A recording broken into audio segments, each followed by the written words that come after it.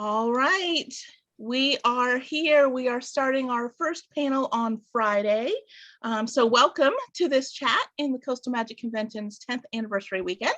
We are coming to you virtually this year and are happy to have all of you who are with us from wherever you call home. Hopefully you're in your comfy chair with your snacks.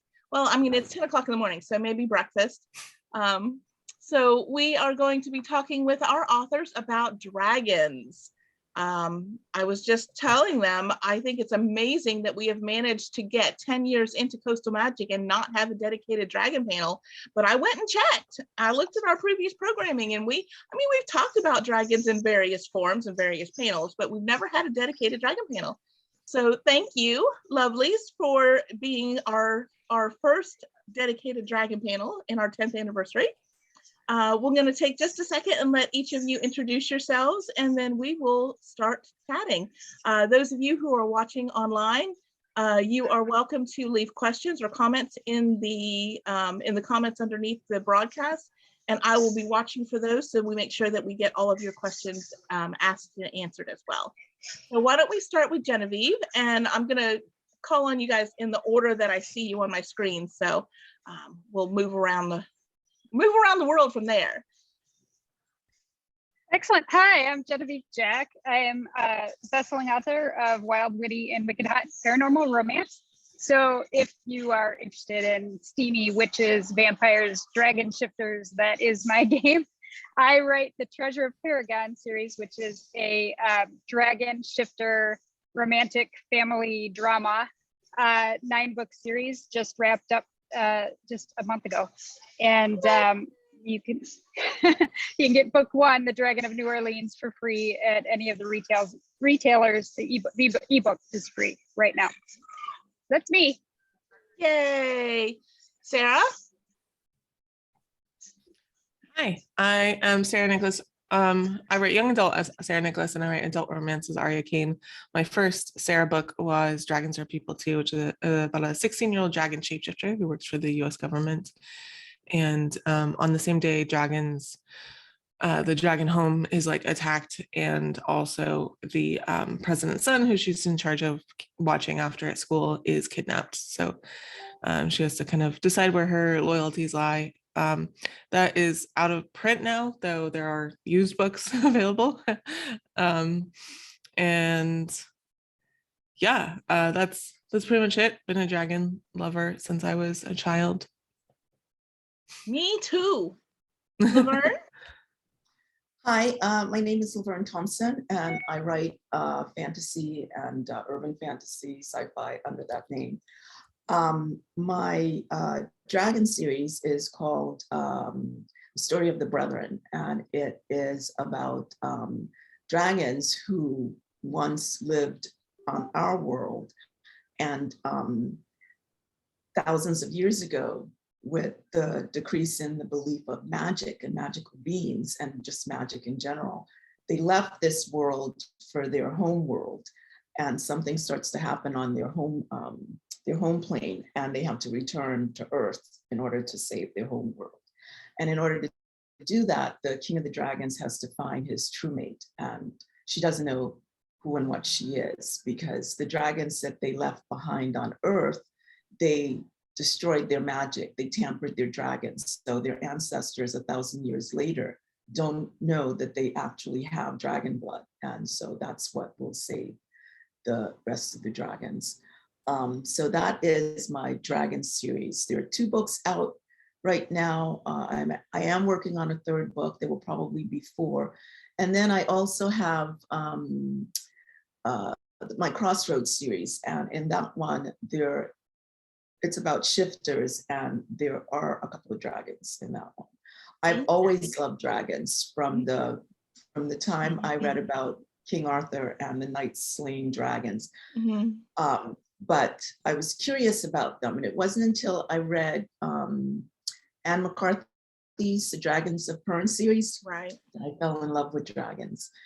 But my problem with that series was that everyone was friends with dragons. They became dragon riders, or like in the Sunrunner series, everybody rode on dragons. Dragons were their best friends. Well, I didn't want a dragon as a friend. I wanted to be a dragon. And so that's how I started writing my shifter series about dragons. I was more interested in dragons than being a friend of one. Right. So that's my story. Cool. Sam? I am Sam Burns. I write mostly queer fantasy romance, and my big dragon series currently is Fire and Valor, co-written with Waverly Fox.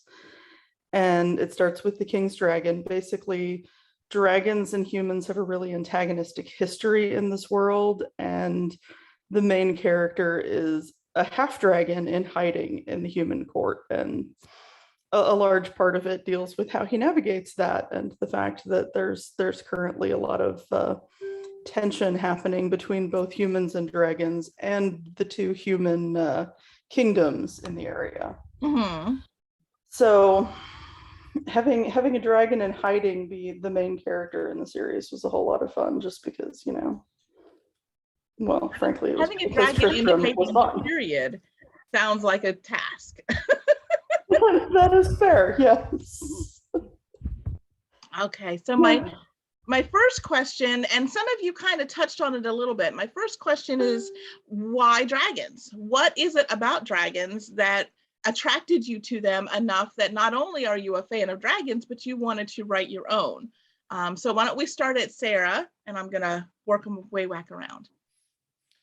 Yeah, so I was actually working on another book and another young adult book, and I had asked my best friend if she knew of any. I was looking for comp titles for this book. I was starting to pitch it.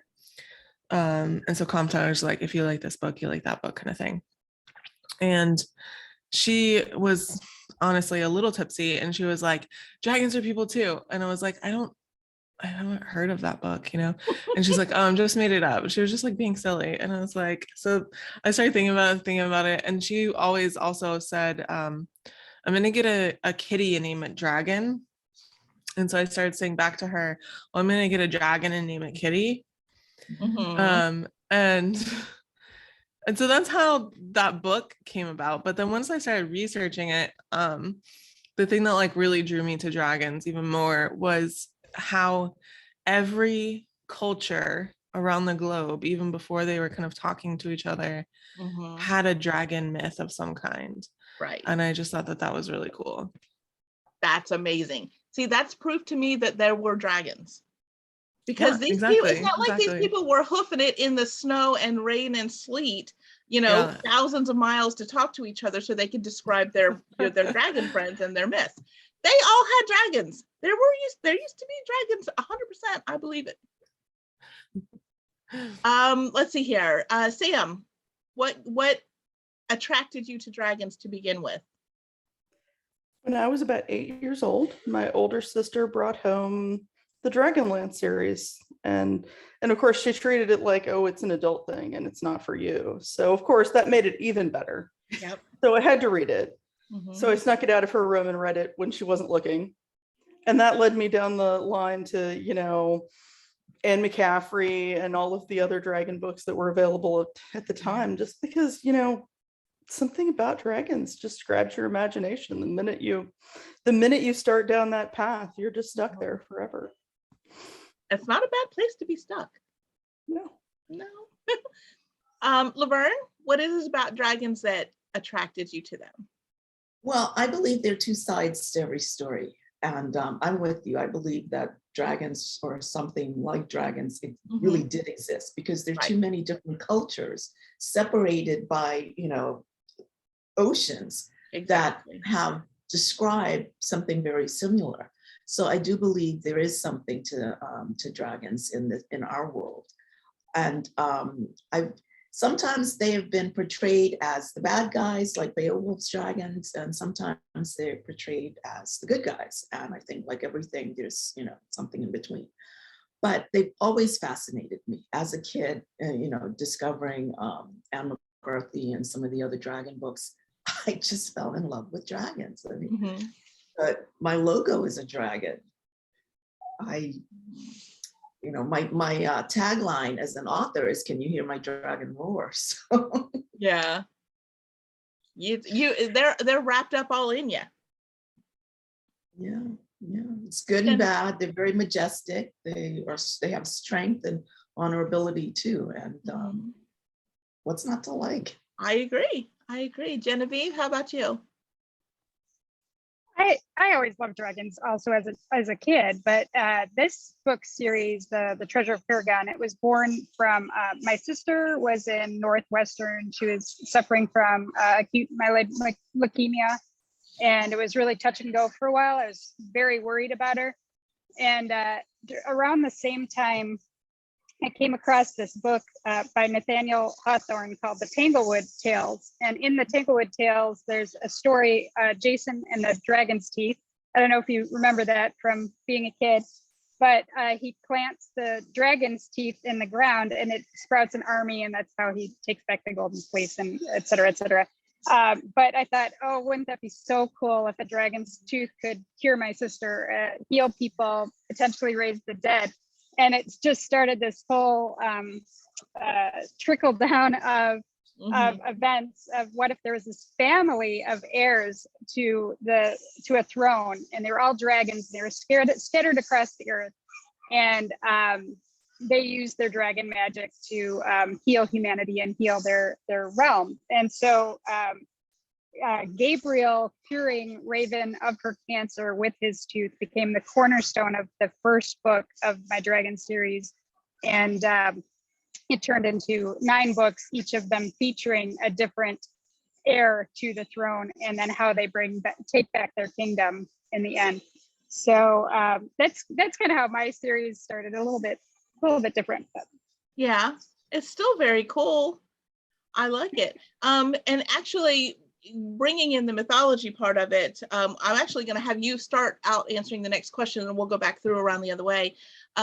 What kind of research did you do? Did you just create a dragon that sounded cool, or did you actually go through and research and find out what the myths and the legends and things like that are? And if you did, how much of that did you use, or did you just switch up, use bits and pieces? How much of the research and the mythology did you bring to the dragon that you wrote?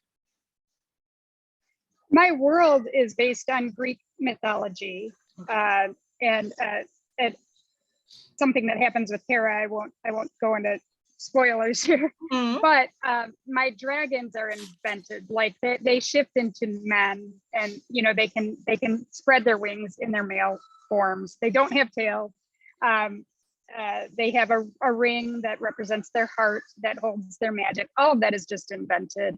But I would say that the world that they live in is based on Greek mythology. Very cool. Very cool. Sam? We actually had the working title on this series called Tudor Dragons, so you can take a wild guess what generally was based on. We actually, mild spoiler, so don't listen if you don't want to know, but we actually based the whole thing on, we had both watched the TV show The Tudors relatively recently and sort of went, she should have just killed him. And Waverly went, what if she was a dragon? She could have turned into a dragon and just eaten the son of a bitch. And so we based the entire series around that statement. And well, there you go. Built it up from there. So the actual dragons in your stories, are those based on any particular myth or legend or anything, or is it just something you completely created? No, not specifically. We created the background of the world based on that era in England, and the fact that we have a mutual disdain for Henry.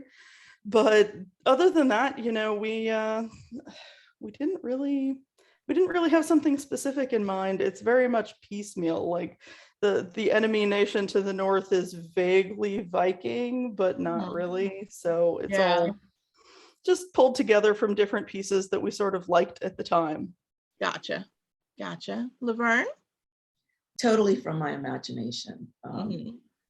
I would tell people sometimes I'd get up in the middle of the night and I can hear the roar of a dragon in my head, and he's telling me a story, and this is his story. Now I'm dealing with 2 worlds, and one is completely made up because that's the origin of the dragons. And then I'm also dealing with a modern contemporary world because they come back to Earth. So I don't really have to make much up there. Right. But I do use some places on Earth that are kind of mystical or mythical in some way. And I use those as portals. But other than that, it's all from my head. Gotcha. Sarah? Yeah, when I started writing, when I decided to write the book, I read a whole bunch of like dragon mythology books, basically. I remember I was dating a person at the time, and I would read a lot, and he would watch golf on TV, which fine by me, like literally the most boring thing I can imagine, but I had reading time. So so I was reading this book on dragons, and it was like an encyclopedic history of dragons or something. The title is like that. And he looks at me, he's like, you know, dragons aren't real, right? And I was like, what are you talking about? How dare you? Yeah, so I just read a whole bunch of different, I knew that I wanted to have like kind of different kinds of dragons in my story.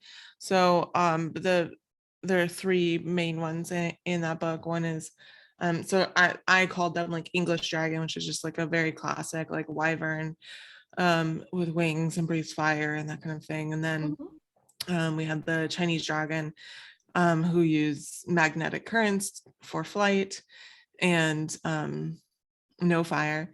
And then we had I had an African dragon, which was actually based on an Austrian myth, but then kind of like changed a little bit because a lot of the African dragons are water dragons, and I didn't want water dragons yet in the story. Yeah, that was supposed to be the second book. That didn't happen. I'm a fan of those three little letters, quite frankly.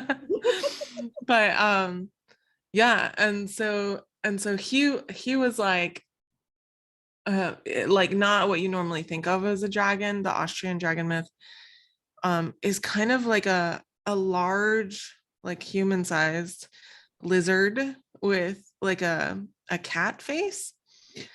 So sure, okay. But then I gave them, of course, like different attributes. Like he was like incredibly fast and yeah. So I took myths from all over the world and kind of like twisted them to my purposes. Really. Right. Absolutely. How do the dragons and the people in your world interact? Do the people know that there are dragons, or like Sam said, are the dragons in hiding? Do they interact okay? Is everybody friendly? Are they not friendly? Are people food? How do the dragons and the people in your world work together? And since Sam had mentioned having a dragon in hiding, why don't we start with Sam and we'll work our way around. There's a little bit of contention, yeah. A few thousand years ago, basically the dragons ruled everything, and they basically kept the humans as pets. So eventually there was a war and the humans broke free, and now the humans are in charge of most everything.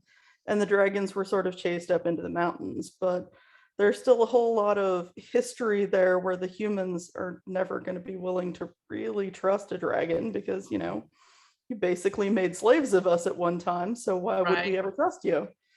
And at the same time, you know, the dragons are terrified of humans because you broke our power and chased us into the mountains and killed many of us. So there's a lot of fear on both sides, and they have to work through some of it because, you know, there's another nation threatening, so we're all going to be dead if we can't work together at least a little bit.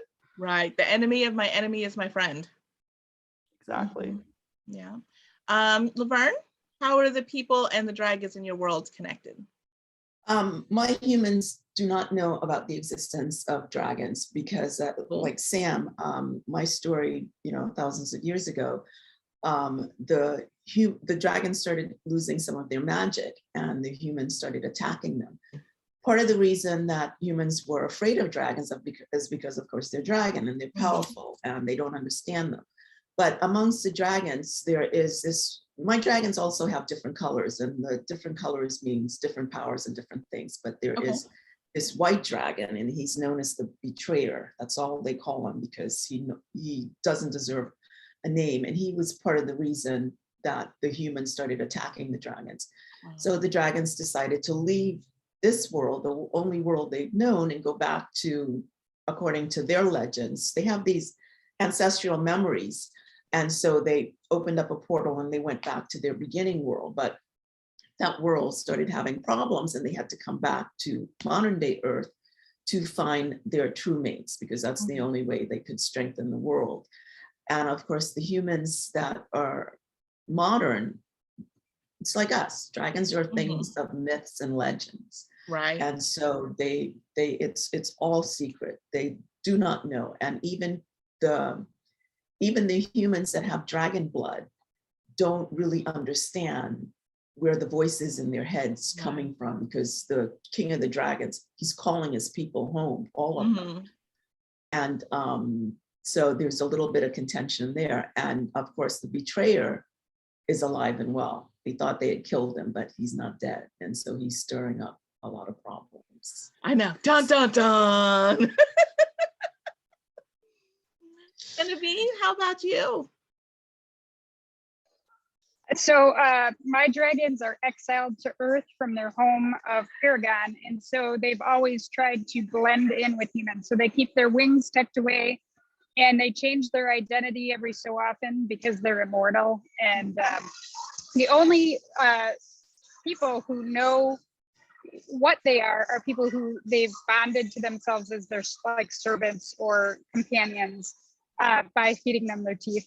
So all of them have a few humans that they've made immortal that surround them as sort of their servants and companions. And then they also have something called an Oriad, which is like a fae type creature that serves them as their like they make their food, domestic help kind of thing.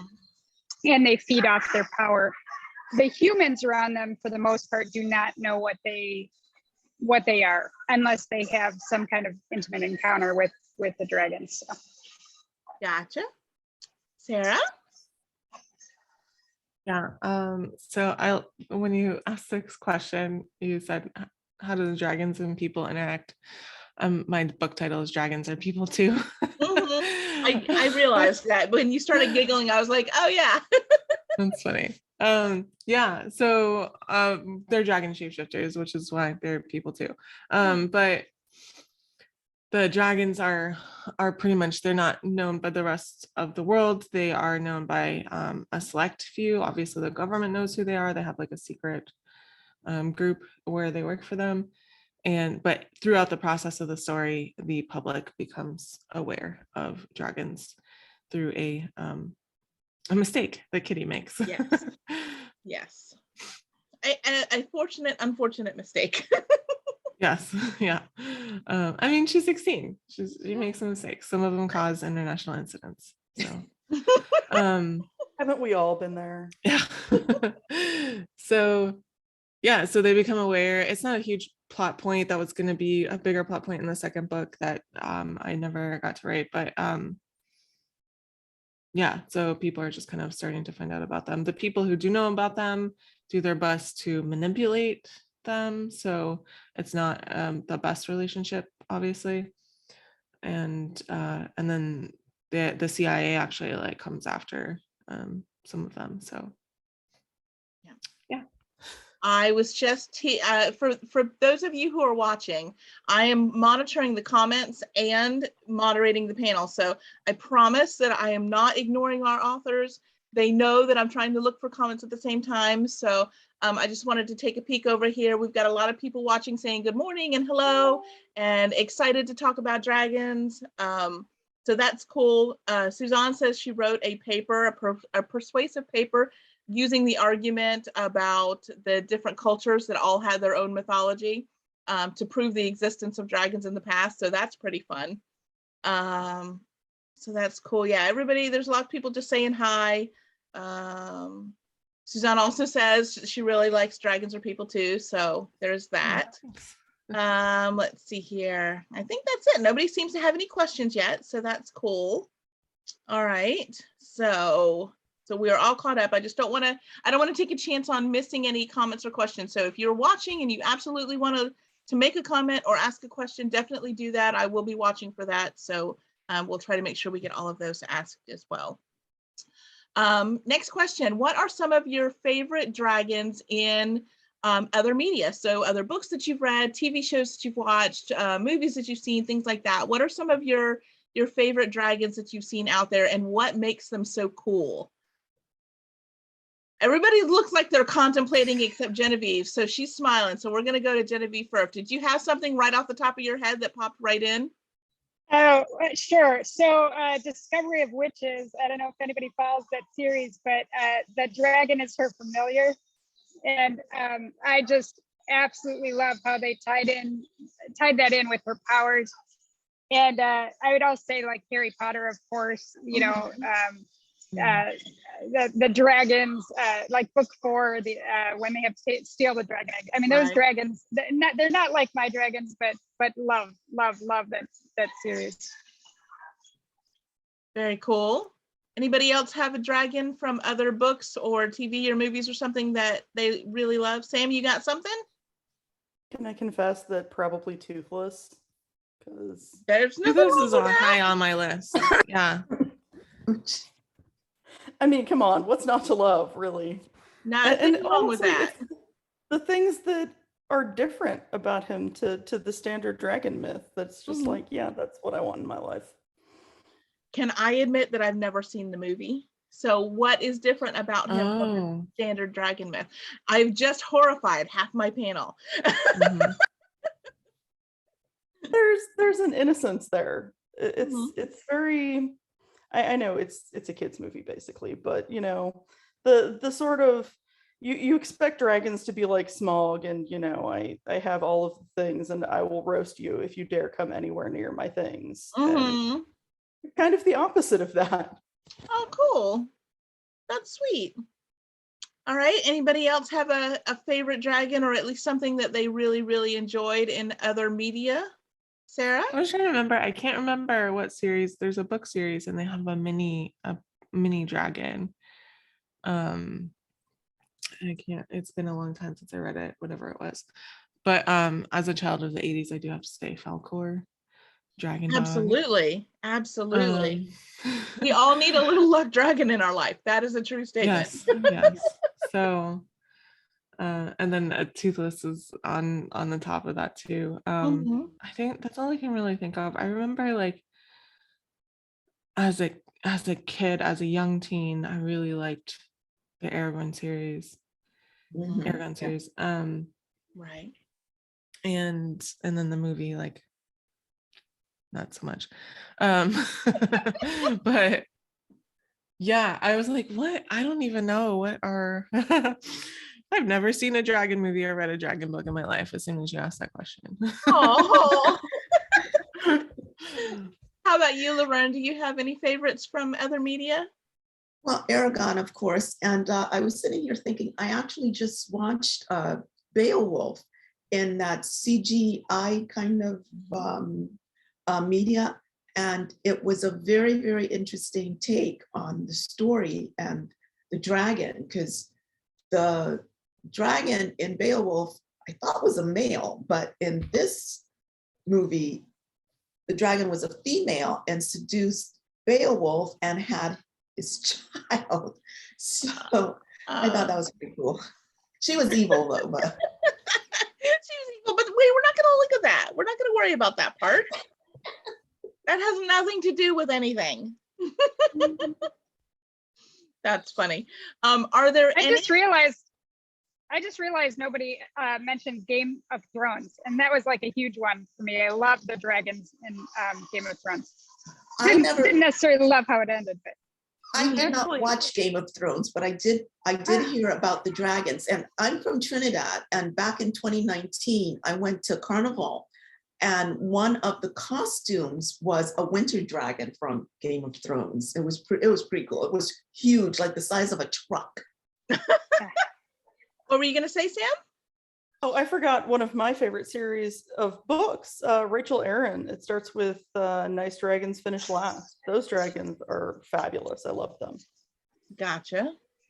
I the very first I read mythology when I was a kid, like that was the only thing out there. So I read a lot of dragon mythology when I was very, very young. But the first book series I remember reading that was dedicated to dragons was Deborah Cook's Dragonfire series. And I can't even tell you how much I love that series. I have poster art from the covers of that book series. I have them all signed by her. I love them all so much. I can't even begin to tell you. They're so good. So good. I'm just peeking over here. Suzanne has a question for Sarah. Do you think you'll be able to get back into the world of Dragons Are People too? No, so like I said, the book is out of print. I mean I could independently publish it, but I don't think that I would, because I wrote that book so long ago that I wouldn't want to put the first book out again without like changing it a lot, which is just like messy. So I've just like decided to move on from that series. Gotcha. Maybe another dragon sometime soon. That would be lovely. So Suzanne can watch for possibly another dragon sometime soon, and we'll cross our fingers.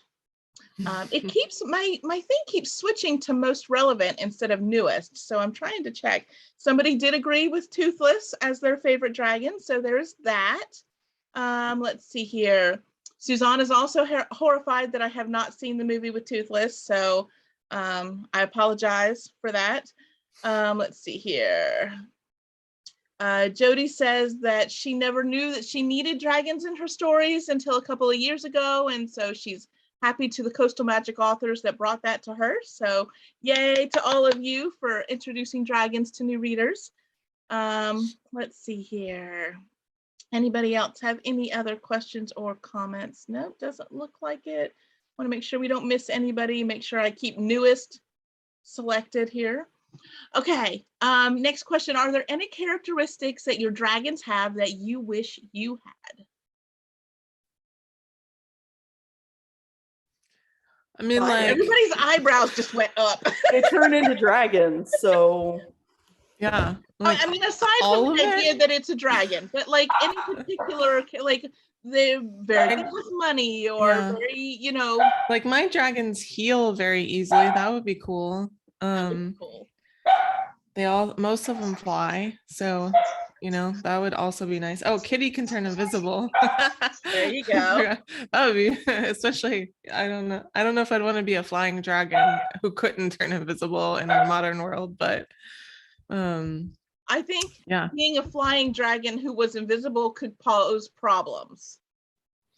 Maybe. My dragons can fly. My dragons can turn invisible and fly. Yeah.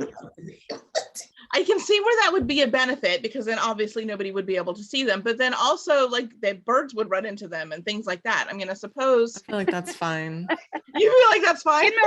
That's a fair Yeah, trade. I mean, like it beats like having missiles shot at you because you're an unidentified flying object. Well, this is true. This is true. Immortality wouldn't be bad, you know. Yep. I'd take the immortality. Yeah, that would be interesting. And the telepathy.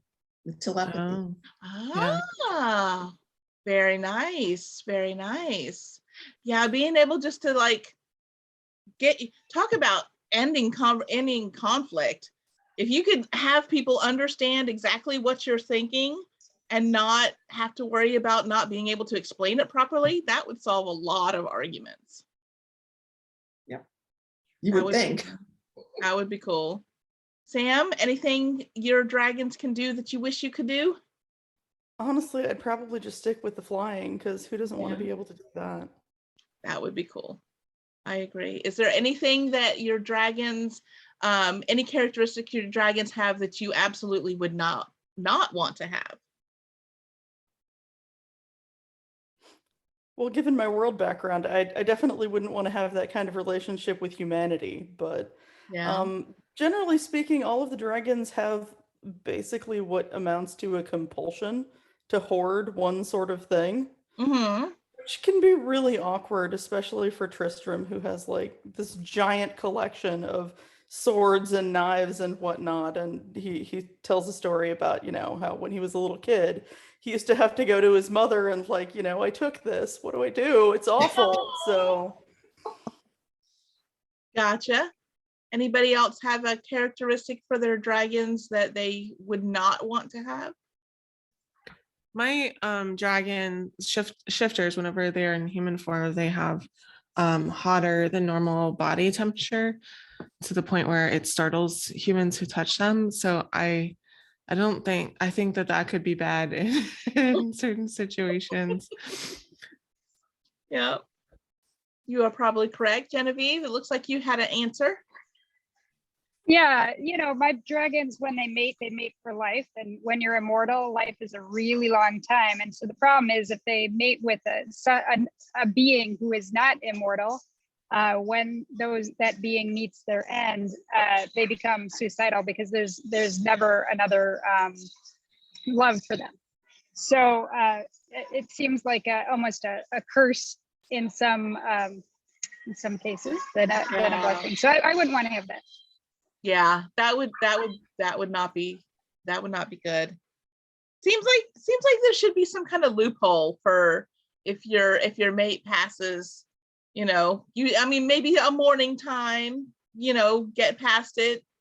But it seems like there should be some kind of way to move on. But I'm not an author, Yeah, so I mean, don't ask me. there is in every book. In every book they find a way, but it's also something they have to get beyond. Right. LaVerne, is there anything about your dragons, any characteristics they have you wouldn't want?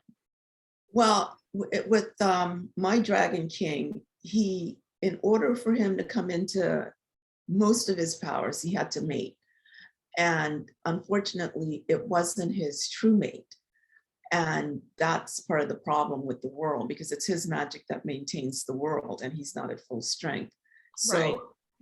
And of course, at the time, his mate was not born yet. And then she was born on a different world.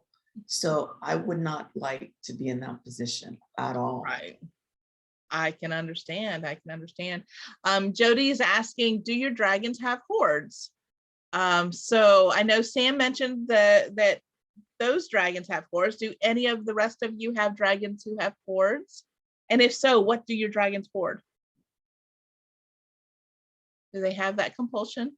That's a traditional kind of dragon trait. So if you're using the traditional mythology, then you're probably more likely to do that. So I thought you said horns, like horns. You mean do they hoard? Like do they have a pile of gold that they sit on and blow fire at you if yes. you come near?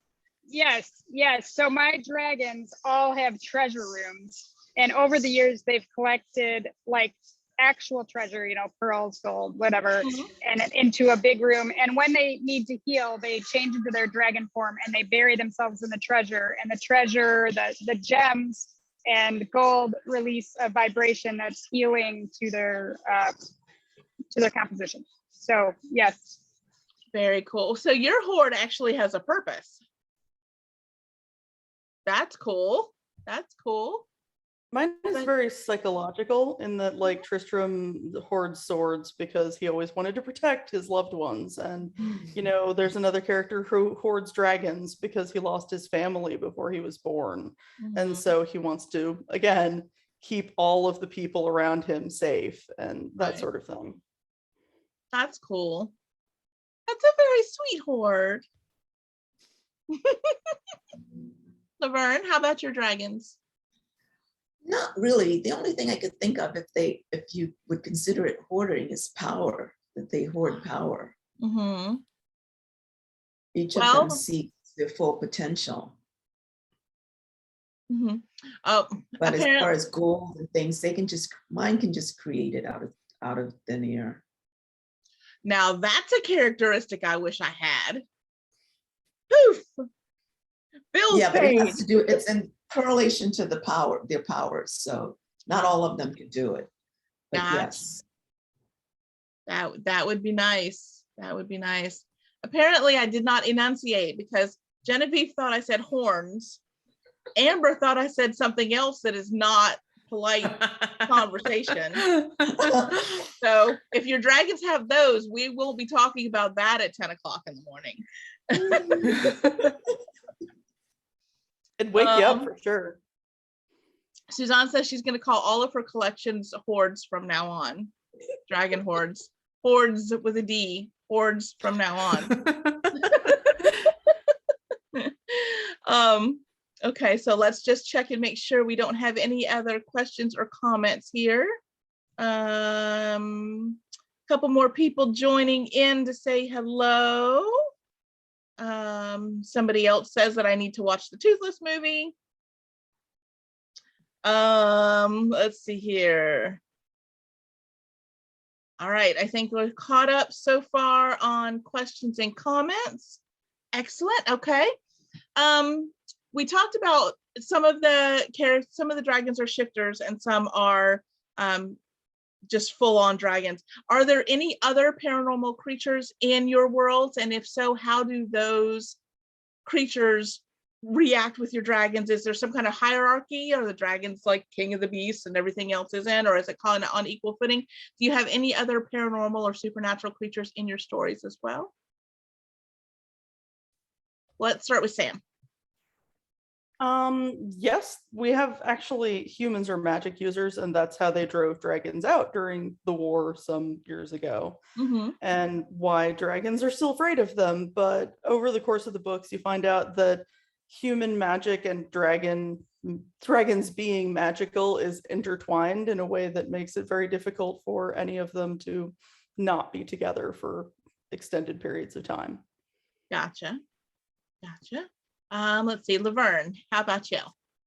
Yes, I have, since I deal with multiple worlds, I have magic users, sorcerers and witchcraft, things like that. In my Crossroads, I've got pretty much any shifter that you could imagine. So yes, my dragons do cross paths with other beings. Right. Is there any kind of hierarchy? Are the dragons kind of king of the beast, or does everybody kind of have equal footing? In my Story of the Brethren series, the dragons are king of the beast. And like I said, my dragons have different colors, and depending on the colors determines the hierarchy. And I wanted the black dragon to be the one that was the most powerful and the king, and the mirror of the black dragon is the white dragon. So I just flipped it. Instead of white being good and black being, evil, I just flipped it. So the white dragon is just as powerful as the black one, but his power is different. One reflects power, the other one absorbs it. So that's part of the conflict. So when they fight, they're pretty much even. Right. That's cool. Genevieve? So in Paragon, there are 5 kingdoms: the kingdom of the dragons, witches, vampires, fae, and elves. And the Paragon, which is the land of the dragons, is sort of like the ruler of all 5 kingdoms. So like in the beginning of the book.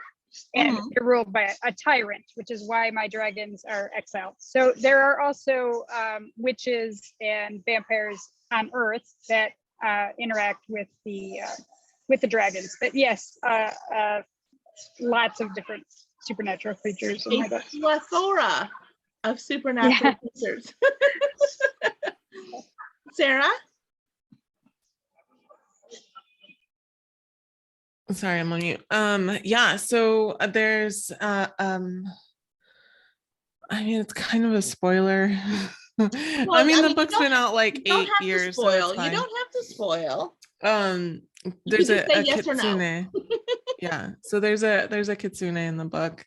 And then so near the end of the book, and then that was the plan for the second book, was the main character finds out that she's kind of been lied to about the limitations of her world, her dragon world and related. So there are more than 3 types of dragons. There are a lot more than 3 types of dragons.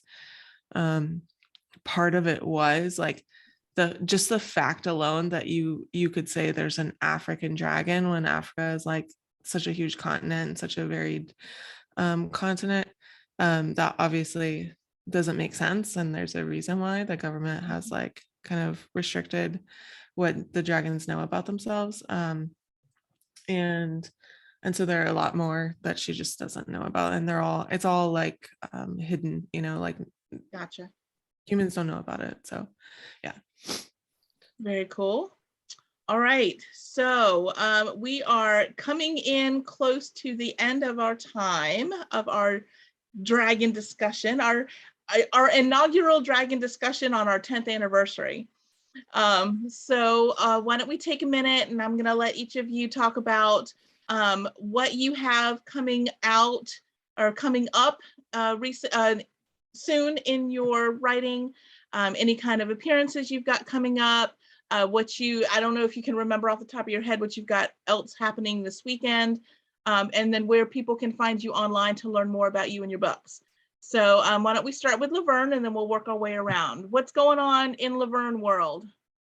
Oh my God. I write under two names. So under LaVerne, I'm working on the fourth book in my Fallen Angel series, Angel Awakening. And that will involve, there might be a dragon that appears, but not necessarily in that one. Gotcha. But it's about fallen angels and succubi vampires. Okay. So that's what I'm working on under LaVerne. And then I also write new adult under Ursula Sinclair. And I'm working on the fourth book and final book in my ballerina series, which is also a standalone, but it's in the ballerina world. And to close that particular story out. And then I've got several other things. I'm trying to release about 4 other books this year. I've already re-released 2 books, so I've got 4, fingers crossed. So if people want to keep up with all of that, I'm sure you're going to have all that information on your website and social media and stuff. Yes. So you can find me at LaVerneThompson.com. That's my website, very easy. And online on Facebook, you can find me under LaVerne Thompson author. And I also have a Facebook group, and that is facebook.com/groups. Just put in LaVerne's News and it should come up. Cool. And I also have a newsletter. And if you go to my website, you should be able to sign up for my newsletter, and it takes you to everywhere. Cool. Fantastic. Let's see, Sam, what do you got coming up, and where can people find information about you and your books? Coming up actually is just came up because yesterday I had a release, the 4th book in my Fantastic Fluke series. No dragons, but everybody seems to love the fox anyway. It is the 4th of 5, so the last one of those is going to come out this year also. So we're almost to the end. Cool. You can find me very easily, burnswrites.com. There's, you can get my email address there, or sign up for the newsletter, or get any information that you might need. And I think that's just about it. Cool. All right, Sarah? Yeah, so as far as Coastal Magic goes, I'll be at the murder mystery tonight. I've been given a character. I've been given a character that requires more acting chops than I have, but we will see how this goes. I will not be doing an accent. I'm just saying that right now. Anyway. And then tomorrow we have Romance Family Feud, and it's going to be really fun. I'm working on the numbers today. Yeah, hopefully we'll see you tomorrow morning for that. And then you can find me online. So my website is sarahnicholas.com. It's Sarah with an H, Nicholas without an H, and that has most of the links to everywhere on there. And then you can find me on Twitter, Sarah_Nicholas, and on Instagram at President Sarah. But on Instagram, it's mainly just like food and art, which is also definitely a good reason to go there. Yeah. I do have an interview tomorrow, the pre-recorded interview is when it's airing, I think. I honestly don't remember 100% if tomorrow, it's it's tomorrow fine. or Sunday. Yeah, we recorded it already and it will be posted sometime. Yeah, just don't listen to that hungry. Definitely good food involved in that Q&A for sure. Definitely for sure.